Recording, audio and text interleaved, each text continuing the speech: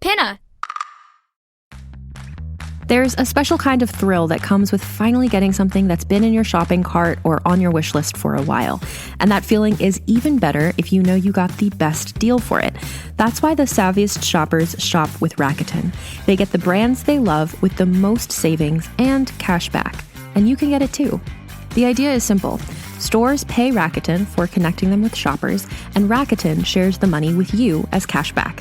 Start getting cashback at your favorite stores like Sephora, UGG, Levi's, and many more. Plus, Rakuten lets you stack sales on top of cashback, so you're not missing out on any other deals or rewards you might already be a part of. It's easy to use, and you get your cashback through PayPal or check. Download the free Rakuten app and never miss a deal. Or go to Rakuten.com to start getting the most bang for your buck. That's Rakuten.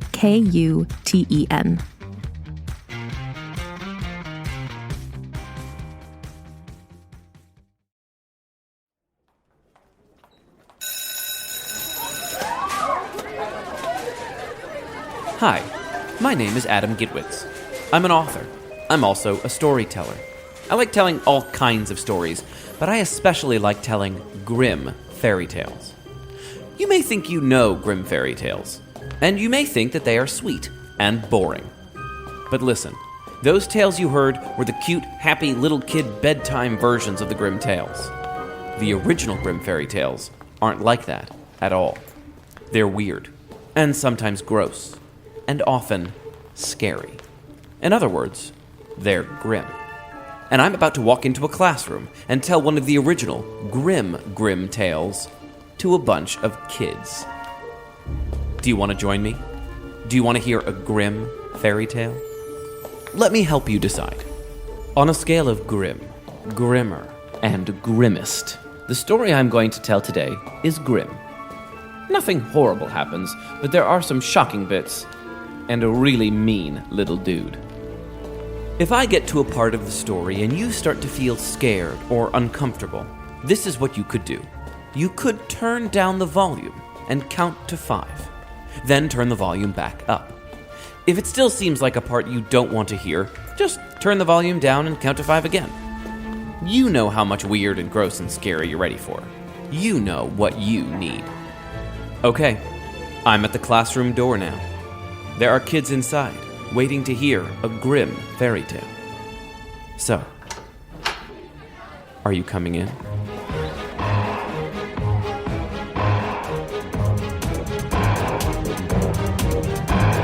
Grimm, grimmer, grimmest.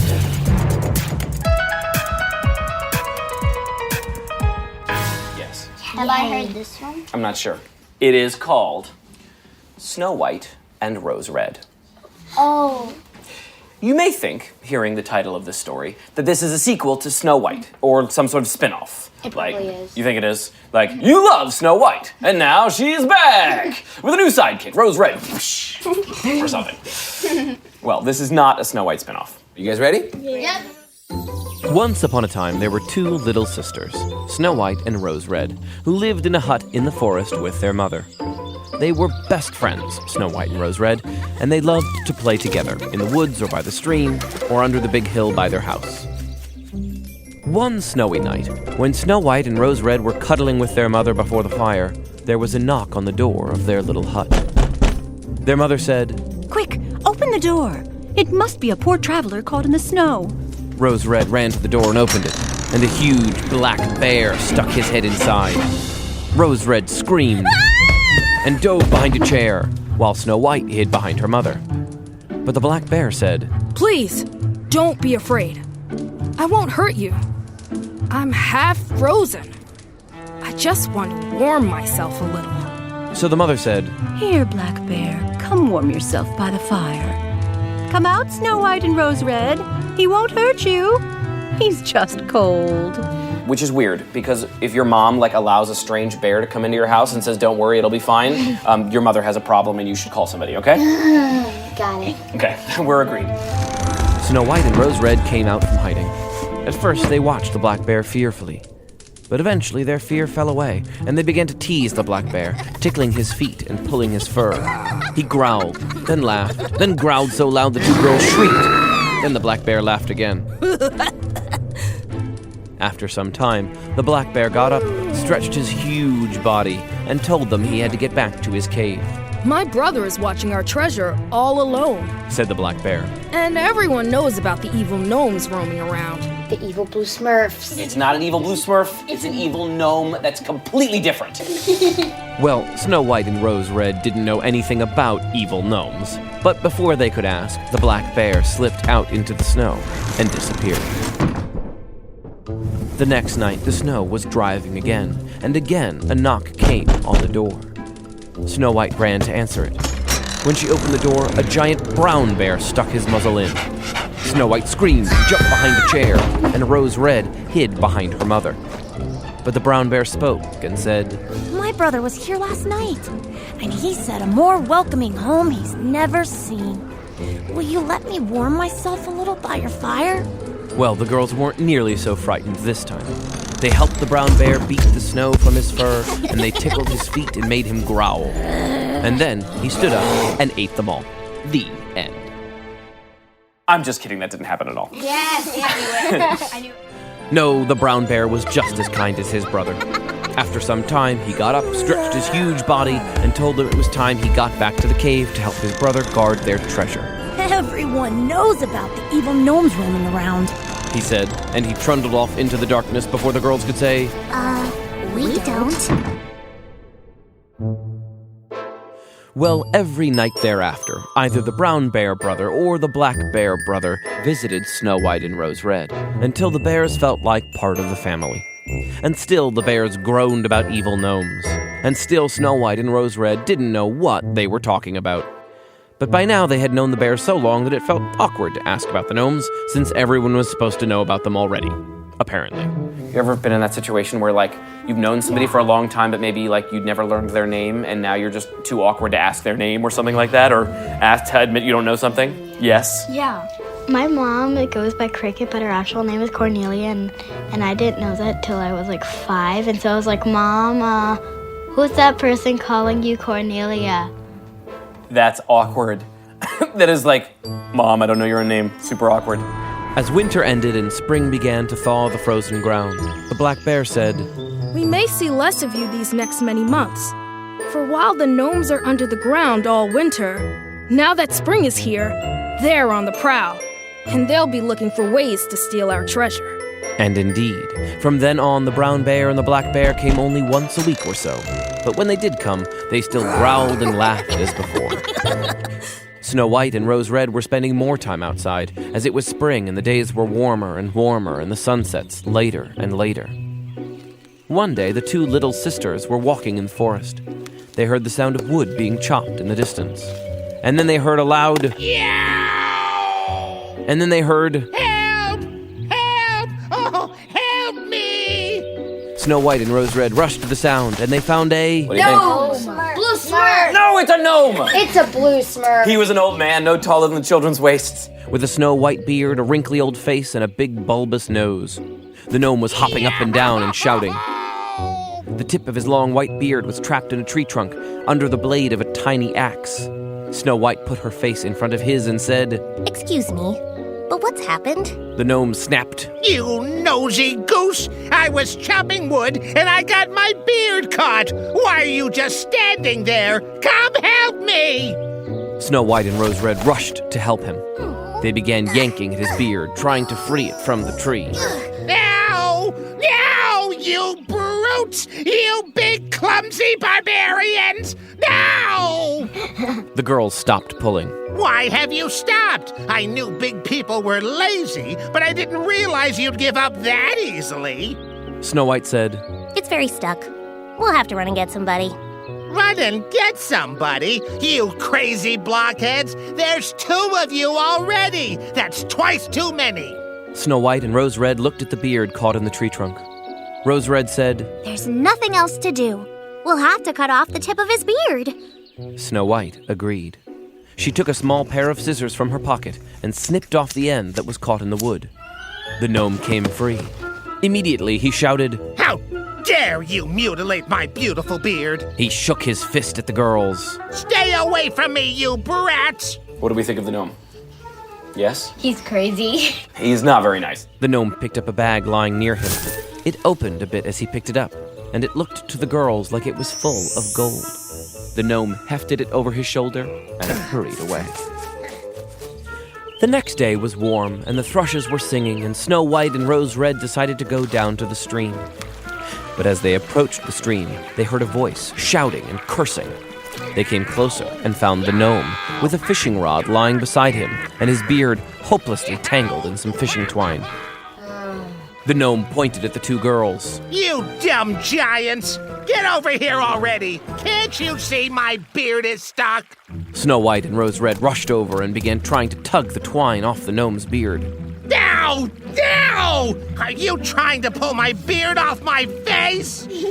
Well, the girls couldn't manage to get the gnome's beard untangled, so Snow White took out her scissors and cut the tangled part of the beard away.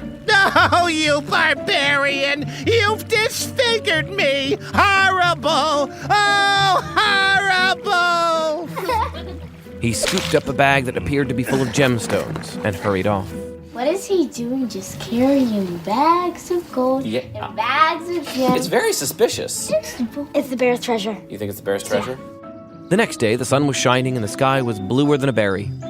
The girls decided to take a walk by the high hill near their home. As they came to the base of the hill, they heard a blood-curdling scream.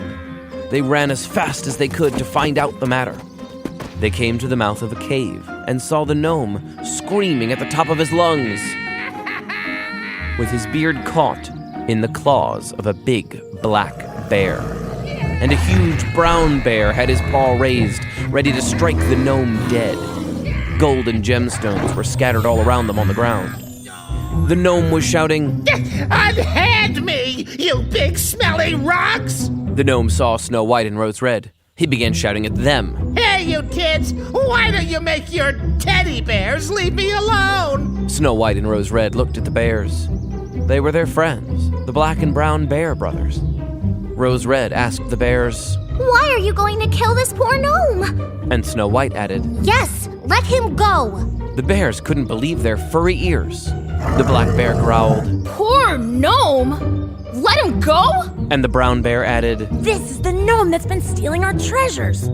Your treasures? The gnome shrieked. I'm sorry! I insulted Rugs when I called you that! You're dumber than Rugs! This is gnome treasure! The brown bear roared and prepared to knock the gnome's head off. But the gnome shouted, Wait a second, you brainless fur face! Let me ask you a question. If you have any more patience than a baby with a bee sting, have you two always been bears? The bears hesitated. The black bear said, No. Snow White said, You haven't? Yeah, we used to be boys. said the brown bear. Rose Red exclaimed, You did? What, the talking didn't give it away? sneered the gnome. Of course they were boys! And when exactly did you become as handsome as you are now? What? Handsome? Oh, you mean when did we start looking like bears? The brown bear thought about it. When we found this treasure, I guess? Of course when you found the treasure, because it's gnome treasure. And if you take gnome treasure, you will be cursed every time, no matter what. Even if you're two dumb boys who know as much put together as one stick broken in half. The bears stared at the gnome. Then the black bear said, So, how do we turn back? The gnome said, What do you think I'm trying to help you do? If you weren't as cabbage-headed as lettuce, you'd see that if you just let me take the gnome treasure back, you'd be boys again. The bears stared at the gnome, stunned. Rose Red turned to the bears. Oh, let him take the treasure. Then you could come home and live with us. Snow White added. Please. The bears looked at one another. They looked at the treasure. They looked at the gnome. They looked at Snow White and Rose Red. And then they ate the girls and the gnome. The end. I'm just kidding, that didn't happen at all. The bears agreed to let the gnome take the treasure and to return home with Snow White and Rose Red. They lumbered back to the little hut so the gnome had all the time he needed to make off with the treasure. All night, the bears remained bears. As the hours went by, they grew more and more nervous, wondering if the gnome had tricked them. Eventually, they fell asleep before the fire, as Snow White and Rose Red petted their fur. After a time, Snow White and Rose Red fell asleep too. In the morning, they were all woken by a shriek, for Snow White and Rose Red's mother had come into the main room of the little hut to find Snow White and Rose Red sleeping and two strange boys sleeping on the rug beside them. She woke them up, and they explained it all, and there was much rejoicing. And it was agreed that the boys should live with Snow White, Rose Red, and their mother, for they had been bears for many years, and their families were long gone. And Snow White and Rose Red and the two former bear brothers lived happily ever after. And so did the gnome. Or rather, once he got his treasure back, he was exactly as happy as he had been before. The end. He was happy? Not particularly. He was still a mean, angry little gnome. But at least he had his treasure back. When? Yes. What if when the gnome got the treasure back, he turned into a bear? Oh! Well, it's a gnome treasure. He's allowed to have the treasure, but I like that idea. As a podcast network, our first priority has always been audio and the stories we're able to share with you. But we also sell merch, and organizing that was made both possible and easy with Shopify. Shopify is the global commerce platform that helps you sell and grow at every stage of your business, from the launch your online shop stage all the way to the did we just hit 1 million orders stage. Whether you're selling scented soap or offering outdoor outfits, Shopify helps you sell everywhere. They have an all-in-one e-commerce platform and in-person POS system, so wherever and whatever you're selling, Shopify's got you covered. With the internet's best converting checkout, 36% better on average compared to other leading commerce platforms, Shopify helps you turn browsers into buyers. Shopify has allowed us to share something tangible with the podcast community we've built here, selling our beanies, sweatshirts, and mugs to fans of our shows without taking up too much time from all the other work we do to bring you even more great content. And it's not just us. Shopify powers 10% of all e-commerce in the US. Shopify is also the global force behind Allbirds, Rothy's, and Brooklinen, and millions of other entrepreneurs of every size across 175 countries. Because businesses that grow with Shopify. Sign up for a $1 per month trial period at shopify.com/realm, all lowercase. Go to shopify.com/REALM now to grow your business, no matter what stage you're in. Shopify.com/realm.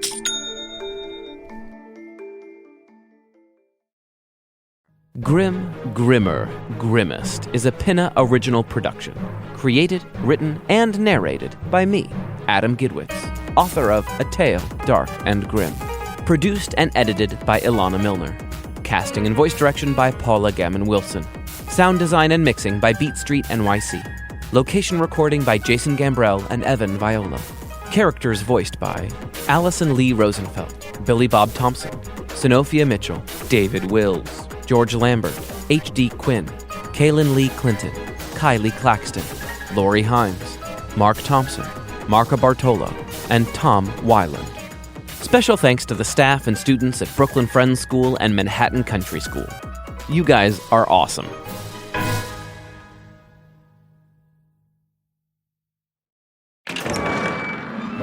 The award-winning Pinna Original Podcast This story is weird. that keeps us on the edge of our seats. Until he heard a sound like thunder. It was coming closer and closer. Is back. Grimm, Grimmer, Grimmest.